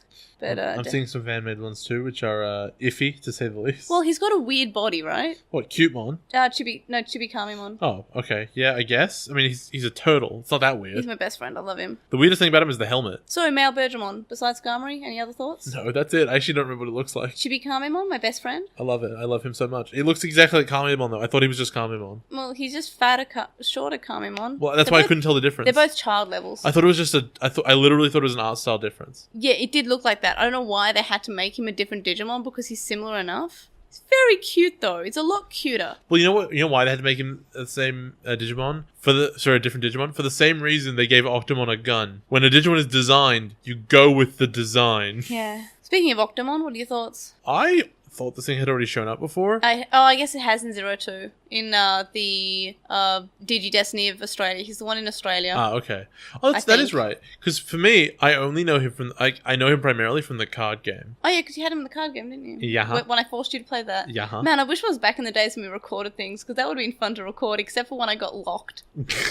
I got locked because we were in playing my it deck. wrong, I'm sure. Yeah, we were playing it wrong. I will kind of want to translate the rules for the Japanese card game, since that's having a bunch of releases. Also, maybe Battle Spirits in addition. But I've already got the board game to translate at the moment. We also have Arkelymon. Kelly? Arkelymon? It's a big turtle. He's a now turtle. That thing looks like what Tortamon would turn into. He's got slice arms! His arms are knives! How does he swim without making sushi? It doesn't. He's just like, nyang, nyang, nyang, nyang. He's like, hello friends! Oh, I killed everyone. They also don't swim that way? How would he swim with his flippers? They are knives. They are giant sushi knives. He makes sushi out of his friends by mistake. He's just like, let me give you a hug. No. Like, real talk, he's like, I like his design, but he looks like a punk a little bit with the mohawk, with the pink mohawk, but also he's got knives. If you insist. Like, why does some Digimon just have knives on their hands? We have Neptunemon. I can't tell you anything about him. He's so uninteresting. I guess we'll get more on him later. And we've got Shoutmon ×3.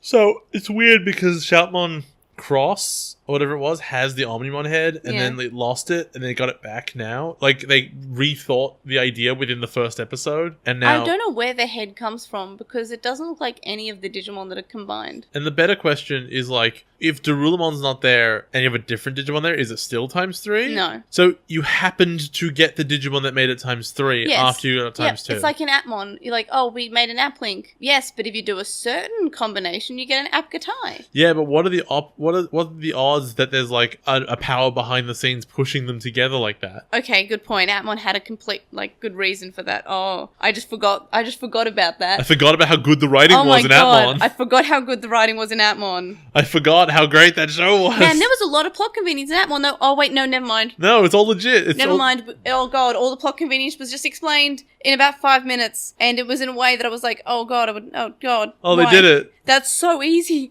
Oh my god, watch Appmon! If you're listening to this and haven't, seen Appmon yet, experience Appmon. Everyone, you need to experience Everyone Appmon. do yourself a flavour. See Appmon. It's really upsetting that is the best thing that Digimon has to offer. But it's true. It's better than Tamers, and everyone keeps on yelling at me when I say it's better than Tamers, but you're not wrong. Is. You're not wrong. I love Tamers. I love Savers. And I really like Xros Wars, and I really like Adventure. I really like 02. I'm sorry, Frontier's fine. Xros Wars. But, Appmon, watch it. Postmon Pat this week. First up, we have an email on Gmail from L, and they said that they were sold on Mikey from the opening scene. He isn't a glory hound like other Digimon shonen protagonists, and he understands teamwork. Al says that they also enjoy Angie's character in episode 4. She's introduced initially as a girly girl, but in episode 4 she uses the ability to wipe out the villain's fleet in her own plan. Angie had fun along the way. I'm concerned about the use of the word Angie as if to say the English version is the bit they liked, and I'm like, ugh. I just think that's just the names they use. Like Fair how enough. you use Jeremy instead of Zenjiro. You mean how I use things interchangeably at all times? Like, didn't you always call Iori and Miyako Yoli? Yes. Yeah, no matter what Correct. version we're talking about. Correct. I forget her name is Izumi a lot of the time. You mean Zoe? Do I? You mean Miyako? Yeah, that one. You're so bad with the multiple names. We got on with the will. The only character who needed From multiple... Tsurugi. No, the only character who needed multiple names was Mimi, so we could differentiate between the two. Because some early on episodes were, like, rough. Continue. So Tsurugi says, it's nice to hear the show again after a while. The season ran from 2010 to 2012 and got licensed by Saban Brands in 2013. Since Fusion and Xros Wars is the first series under the Saban license since Tamers, they have to follow the guidelines set by US TV, like previous seasons. So that of course means toned down violence through comedy, recolored guns, and some cut-out slapstick. The comical bonk on the head from Digimon to Shoutmon as one example in this episode. Also Digipuns. So that explains the weirdness coming back. As for the change in the name from Taiki to Mikey, I can only think of two possible reasons. First, because Marcus and Masara's first names begin with M, and they wanted to follow previous naming conventions. Or two, they probably wanted to make a pun since this season's Digivice looked like a microphone. I didn't pick that up, and that's it's amazing. really good, actually. I'm so happy. Both the dub and Crunchyroll's translated subs for episode 2 make Shoutmon's motivation to be the Digimon King is to protect his village. He was desperate to keep Taiki around to give his home a fighting chance, but as he acts in an unfiltered in a way, he doesn't know how to vent other than to punch the rock. And he states in the sub before his roar in that scene, "Without you, we'll be crushed again," essentially spelling out, without Taiki, there's no hope for his home, leaving him heartbroken. Now, I would suggest if he wanted to protect his home, he shouldn't have led an insurgency against Mad Leomon, who is never shown to be evil other than he's re-invading, presumably because he's the rightful king. They're never going to talk about this, but it is important. And it means that Shoutmon's motivation, even if it is to protect his village, might not be legitimate. And once he has the crown code for the green zone, why isn't that good enough if his motivation is to protect the green zone? He never tells you why. It's the whole thing. They say they like the dub and the sub personally, despite the changes, and there's some good talent on the dub as well. To give some voiceover trivia, Shoutmon is voiced by Ben Diskin in the English sub and by Chika Sakamoto in the Japanese version, who is also the voice of Agumon in the Adventure series, including Zero Two and Tri. Diskin also voices Cutemon in the dub. Kyle Hebert, Adult Gohan in Dragon Ball Z, also voices Ballistamon and Darulumon in the dub. We got it from McGann, who says, "Oh, cool. So is the intention to try and have a miscellaneous episode every other week?" Yes. More or less? So basically, Lane or the manga coverage or a different miscellaneous episode, which I have quite a few ideas for. And they're sort of hinted at in the calendar, so check that out if you want vague hints about what I'm planning on covering in between weeks. So yeah, but if we're aiming at fortnightly, it seems that we're going to be finishing Xros Wars in September next year, which is a long time. Part of me wants to cover 3 episodes a fortnight just to make it go a bit faster.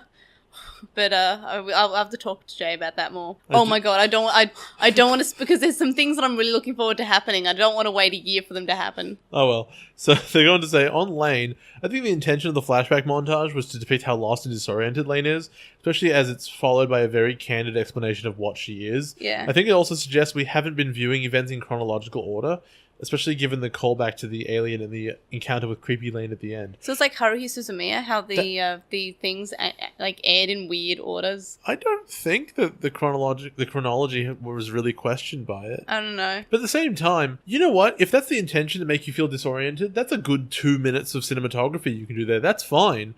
Maybe 3, not 12 or 15. That's just laziness. It's hard. It's very hard to excuse a show for that. In the same way that Neon Genesis Evangelion is a good show, and it's very hard to excuse that last episode when it goes to pencil drawings. Yeah, but I think that was because they ran out of budget. No, it is, absolutely. But, you can't say that you can applaud it for its, necessary use, but at least that was creative.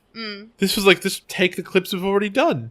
If the last episode of Evangelion was a clip show, it would be trash and no one would have ever forgiven it. Yeah. And I don't think this should get that much slack either. People were pretty mad about what they did, though. And they say here that God specifies that Lane is software, not hardware. He's adamant that she's not a crucial part of the Wired, not a god like him, but a lesser being. Although, honestly, I think that God lies a lot in this. Yeah. Given how things turned out in the next episode, this was either a lie, or simply an incorrect statement of hubris on his part. Her ability to recode the real world reminds me, or vice versa, of the similar effect in Cyber Sleuth, spoilers, where Yggdrasil is able to reboot both worlds as they become linked. And on Xros Wars / Fusion, I think some of the early episodes of Fusion whackify things a little too much, but it finds a better balance as it progresses. Jay's prediction of good stuff diluted by large episode counts sounds pretty accurate, for him at least. It's a bunch of sub-arcs, but it's still pretty episodic and padded. Having rewatched the whole thing recently, as a wacky cartoon adventure show, it's a lot of fun, though it does have its serious aspects too. The designs of this series take some getting used to, but I really like Shoutmon because of how expressive and animated he is. And finally, on Devimon, it was my assumption during Adventure that they were the same guy, Devimon and Devimon, before he died. I like the idea, especially since it frames his fight with Patamon as a revenge match, but as rookies. But given Devimon was stuck in a whirlpool in 02, and Edamon states evil Digimon end up in the Dark Ocean, I'd have to begrudgingly say that they're different Mons. Which I guess I never really thought about when I was a kid. I was always like, yeah, they're the same. But I still kind of want to believe they're the same. It would be nice to have him hate TK a little bit more. It gives me the sense that, like, it's written by committee and one person had a good idea and the other people were like, no, but Devimon's over there. And like, I'm still doing it. Yeah. We got from Chuckmon, who says, the notion that Taiki is a fan fiction gogglehead was hilarious. Yes, Xros Wars is a tad generic, but overall they enjoyed episode 1. They love the opening with Taiki waking up in his room and going to play basketball to help his friends. The digital world transition in the sky was really cool. And the kids' warp to the digital world was very adventure style. Episode 2 is one of their favorites, if only for the variety of Taiki facial expressions. And more like Akari facial expressions. She gets the most out of everyone. Being carried up the mountain by Shoutmon is the first scene is hilarious. And my favorite is Taiki's face when Shoutmon does Rowdy Rocker. Speaking of which, it's Sonic Tsunami a bunch of times, and the attack changes every time he does it. I don't care. I love him. I personally prefer Taiki over Mikey, and so you should. Taiki has a super sweet heart, and I think the good place he comes from when he does things empowers him to be successful karmically. Mikey is a bit more of a normal kid. Taiki's bad habit of helping others to exhaustion is kind of sweet, and Shoutmon would have been totally able to manipulate him if he hadn't dragged Akari and Zinjiro into the digital world with him, and they want to go home. Also, as we go through Xros Wars, I think you'll find Taiki actually uses his goggles in many more practical situations than the average I'm pretty sure in gogglehead. episode 4 at some point he's underwater and he's not using his goggles. Yeah, but he was dragged under. His arms were disabled before he went down there. I vaguely remember there being another point where he actually does use his goggles in the water, though. And Nene, speaking of which, she's not Nene. She's specifically Nini. I think it's Nene. No, in the English she says Nini. That's weird. It's weird because Nene is a real name. Also, it's Nene. And she says Nini. That's her name. Also, she's related to Namon. That's her name. I miss Namon. So Nene is awesome. Troopmon is so stupid. I think a valid issue is the excess this war brings in terms of setting stakes and having tons of marching Digimon, only to have a face-off with Mad Leomon. Yeah, that's what I was talking about with the armies issue. Troopmon should be Commandramon because we're reading Digimon Next at the moment. And Little Commandramon's the Argumons? best. Have you read any Digimon Next I've read yet? none of it. You should read it. I'll think about it. I'm really enjoying it. It's a lot shorter than V-Tamer, though. It's only 4 volumes. Just on this topic, the idea of like, oh, we have these big armies, but like, oh, we'll have a Digimon fight between 3 guys, and that will solve the entire problem. Why bother with the army then? Please read Digimon Next, though. Okay, fine. The execution is questionable, and I know for me, with the Digicross mechanics, it feels like there's a devaluation on Digimon and Digimon life in the series, when you can just combine anyone, like building something out of Legos. Digimon's personal growth and evolution take a back seat to their ability to be used as a tool for Shoutmon. Not sure if I like that aspect of this season. I find the animation to be pretty anime generic, but still sharp.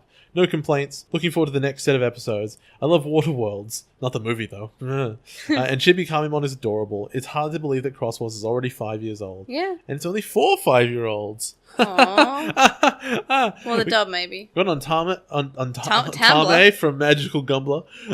On Tumblr from Magical Game, who says, you are amazing. I love what y'all do. Thank you forever. Thank you. We got from Anonymon, who says, I'd love to hear some Lost in Hackers Memormons.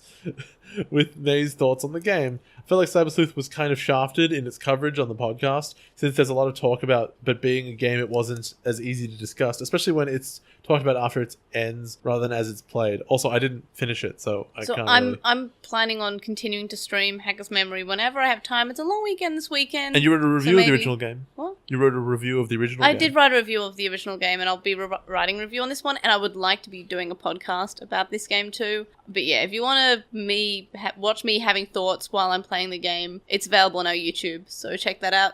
Because all the streams are streamed on YouTube, and then YouTube uploads the whole stream as an episode afterwards. YouTube.com/LostinTranslationmon. I assume. I don't think we have a / I think we have to have more subscribers for that. All right, Google us then. Yeah, so we link it everywhere. It's probably in the show notes. I know it's definitely in the SoundCloud description, so it should be easy to find. We got another one from Anonymon who says, it's a testament to the raw, unbridled patchwork power of the Digimon movie that full rips of it can be uploaded directly to YouTube and stay there for 2 years, while our podcast, which uses 8 seconds of MCP Podmons, magnum opus can be struck down within a day. So I did not know this happened. The weird thing is that there are multiple full rips of the Digimon movie on YouTube. Yet when I tried to upload a tiny square of the Digimon movie to be alongside the commentary, it was taken down automatically. Did you mirror it? What I ended up doing was I re-uploaded it, but not instead of mirroring it, I inverted it. That's what I meant. I know I inverted the colors. Oh, okay. So it's the right way around, but it's just inverted. So it's not terribly, but it's still there. The point is, I just wanted so you can sort of know what we're talking about at the same time, because presumably if you're watching presumably if you're watching the commentary, you've already seen the movie, and you can sort of still hear the audio. You can see what's going on. It's not that bad. And for future commentaries, I'll do the same. And we got one from an Anonymon who says, Xros Wars is just the latter part of Frontier, where no one is important and the main two characters, and everything is just twisted around poor world building, but repeated infinitely for 50 episodes. And then it gets its own 0-2 with all the downgraded quality and worse characters that are implied by that classification. And that is the most damning thing I've ever heard anyone say about Digimon. This is a lot of the complaints are about this, but I actually... at least with Xros Wars, they don't pretend to have other characters besides Taiki. Yeah, there are these two people around, and they're just advisors. Ikari and Zenjo, yes, they have bits. You mean they are Digimon? Yes, but they're used as, more of accessories than other characters, but Xros Wars never pretends for them to be anything other than that. Taiki is the general. They never pretend for Ikari or Zenjiro to be anything else. Frontier does. I actually thought that Cutemon was going to be her partner Digimon. Well, at the moment, they're not, so... Oh, so there will be? No, I'm not saying there will be. I'm just saying that as we're watching at the moment, they are... Taiki's a general, and they're just there. I can't wait to find out that Cutemon's the digital Entelechia. Yeah. And it's a digital... and Darulamon is the Enchilada. No, Cutemon is the 8th child. Oh my god! No, Cutemon is the Digimon Emperor. Cutemon's Willis. Oh. Cutemon is Jedi. It was created by Willis, and thus the virus was born. Yeah. We do actually have one more message, which is, I'm not sure when they'll be able to ever listen to this, but on Twitter we got a nice message from Callisto_1395, or potato emoji, Callisto, B emoji, skull emoji. And they say, started with the first episode of TranslationMon podcast, and I don't remember ever laughing so much at a podcast. It's also opening my eyes to how terrible the English dub is, and it makes them appreciate the dub that we got. So, I really like this. I always worry, our first episode's not so good, Jay's angry because he doesn't like Digimon. It's a bad show for bad people. Where editing, the editing wasn't that fantastic, the audio quality wasn't that fantastic to what we have now. I am pretty happy whenever someone actually likes the first episode, because we've got a lot of negative comments about the first episode. We got 4. Yeah, I know, that's a lot. When you're starting out, it's 4 actually is not a big very percentage. Many. I mean, it's not. It's actually less than 1%. The sad thing is, I don't think any of those people who gave us negative stuff continued. That's the whole point. I know, but I think that they might have changed their mind on things. Because you did get positive about episodes of Adventure. Dozens of episodes later. Yeah, Look. Here's the thing. The Metal Greymon episode, that sort of arc. You were praising Digimon a little bit at that point. I think we've had 6 for real criticisms ever, and that is less than 1% of the listenership of that first episode. Yeah. Well, at one point we had one that was like, I couldn't even get halfway through the first episode. I'm like, well, you should. Like, we talk a lot. That's fair enough. I think we get we got a lot better, and I think we're even better now. That's okay. And If you don't want to spend the time. I want to direct any negative criticism we ever got to any of our Atmon episodes where Jay's just sitting there saying, man, this is great. Atmon's great. I have nothing. It was sit down the first episode and go like, okay, I would like take a drink every time this is bad, and you drank once. Yeah, I think it was like, you're my buddy, and you just said that's dumb. Like, and I love it now. I love it a lot. You love it. But it's just like, you were like, you did not want to watch it. You were just like, this is going to be bad. And then... It's a terrible concept. Yeah, how did it, it went from like, oh man, they're based on smartphone apps. That sounds like such a, we've ran out of ideas. And now they have more ideas tthan you could ever possibly imagine. But no, there are lots of different apps that do lots of different things, and that's the whole thing. And it's, watch Atmon. Oh my god. When can they release Atmon legally in English? That's what I want to know. I'll watch the dub. When do they do Atmon Season 2? I want more Atmon. Give it to me. Give it to me now. Alright everybody, join us for the next episode of Laid Back Camp. Thanks for the Digicards. Or Digimemory Shine. And Crisis on all Conquests. Or Cross 4, Crisis Breakthrough. Sorry, that's times 4. Oh, my apologies. But I think that's a Japanese title, so maybe I'm wrong. Maybe I'm right. God damn it. First of all, I just want to point out, because I probably will forget this, but probably not because it's annoying me.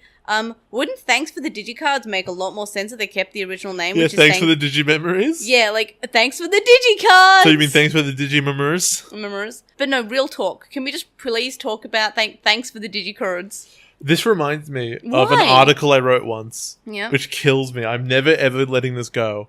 So it was about breaches of policy in the workplace and how many... basically when it's too many and you can fire somebody.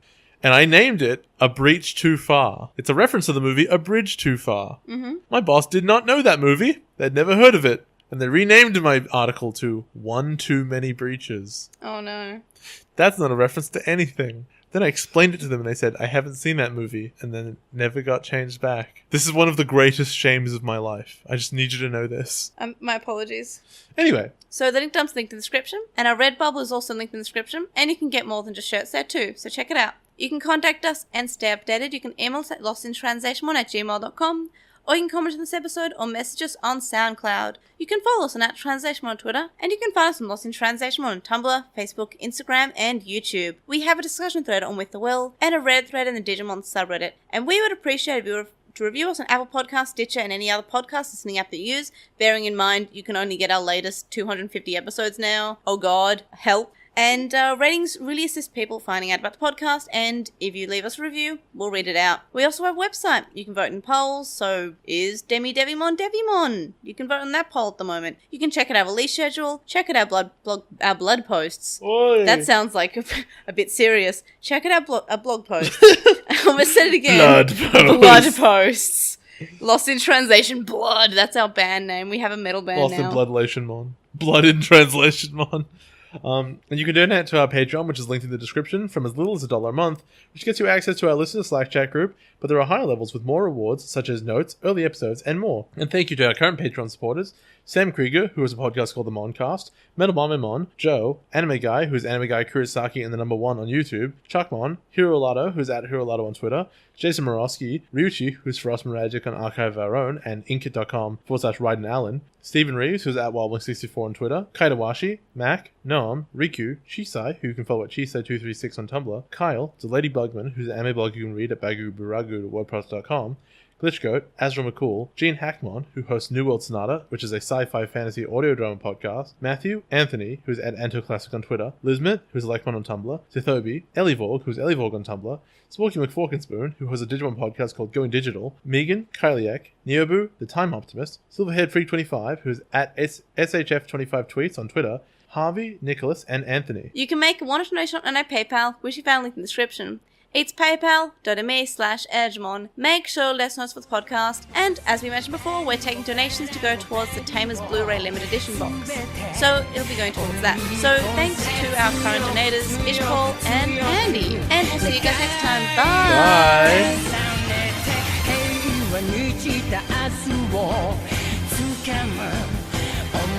Bye!